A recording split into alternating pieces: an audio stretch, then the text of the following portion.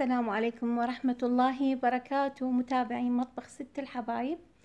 اليوم نشتغل الصوص رول وإن شاء الله نستفاد من الوصفة وبركاته. أحبتي نبدي المواد السويس رول. عندنا كوب ونصف من الطحين، هاني استخدمت اليوم الفاخر، وعندنا كوب حليب أقل أو أكثر يحدده حسب الخليط. عندنا ناخذ ملعقتين سكر باودر من هذه الكاسة، مو كلها يعني بس ملعقتين. عندنا 3 بيضات، وعندنا 100 غرام من الزبدة، 3/4 الكوب سكر حبيبات ناعمة هذا، وعندنا ربع كوب من الكاكاو، ملعقة صغيرة مليانة من بودرة صبغة اللون الأحمر، هذا اللون الغامق الدموي، وعندنا بيكنج باودر، أيضا عندنا نكهة الفراولة، وعندنا فانيلا سكرية، رشة ملح، وأكيد الخل الأبيض. ونروح على التفاصيل. طبعا 3 حبات بيض، حجم تقريبا كبير، ونفصل الصفار عن البياض. خلونا نتابع باقي التفاصيل.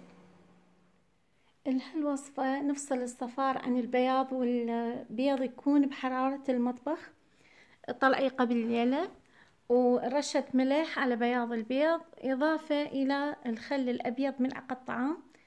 نخفق بس تتكون عندنا رغاوي ويبدي ينتفخ الخليط. نضيف ملعقة بعد ملعقة، عندنا ملعقتين سكر باودر، ممكن سكر عادي بكيفكم، بس أنا هذا متوفر عندي.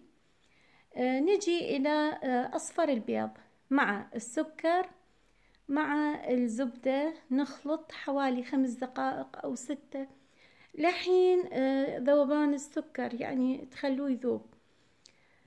من يتحول الخليط إلى مثل الكريمة أو سائلة، نضيف الفانيلا ونصف كمية الحليب.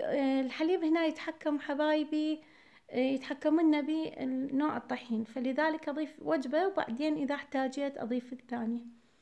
ضفنا البيكنج ملعقة كوب 10 غرام مع الكاكاو مع الصبغة. ممكن تعمليها سادة يعني بدون لا كاكاو ولا لون، بس أنا حبيت اليوم أغير شوية وأقدم شي يعني متميز، فلونتها وضفت كاكاو وضفت لون أحمر حتى يكون لون الرول هالمرة يعني ماروني أو مائل للأحمر بهالطريقة هاي. هنا بعد ما جهز عندنا الخليط وشفته ما احتاج ماي بعد، خلطت البياض مع باقي الخليط على شكل دفعتين، وقلبت من الأسفل إلى الأعلى، وبعدين خليناهن بقالب وشويته بحرارة 150 لمدة حوالي 20 دقيقة، لأن هي خفيفة تكون حوالي يعني من تستوي تكون 1.5 سم هيجي تقريبا. هذه عندنا القالب، قياس القالب 35 ب25 حبايبي، وخبزتها.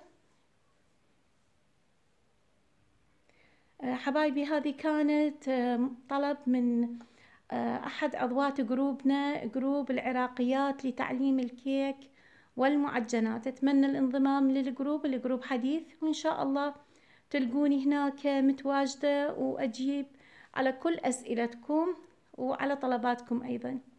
هذا استوى عندنا ووخرت عن القالب رأسا، لأنه ما أريد القالب وحار ينشف لي الكيكة. هنا سقيتها بحليب مكثف محلى ومخفف بالماء، حوالي نصف كوب سقيتها بالكامل، وخليت لها كريمة. حبايبي أول ما وخرت القالب خليت عليها فوطة رطبة بس لحين إنه تبرد. بعد ما بردت عندي غلفتها بنصف كوب من الكريمة، وهذه الحشوة هي مربى الفراولة. أنا ضفت نكهة الفراولة، وبالكريمة أيضا ضفت نكهة فراولة حتى ينطينا تناسق اللون مع الطعم. هذا الرول حبايبي جمدته حوالي 2 ساعة، وبعد الساعتين طلعته هذا شكله. الجوانب صفيتها قطعت شي خفيف حتى يطلع عندنا شكل مرتب ومتناسق وقطع روعة. طبعا حجم كبير يعني مو تتصورون صغير، هو على الكاميرا مبين صغير بس هو كبير.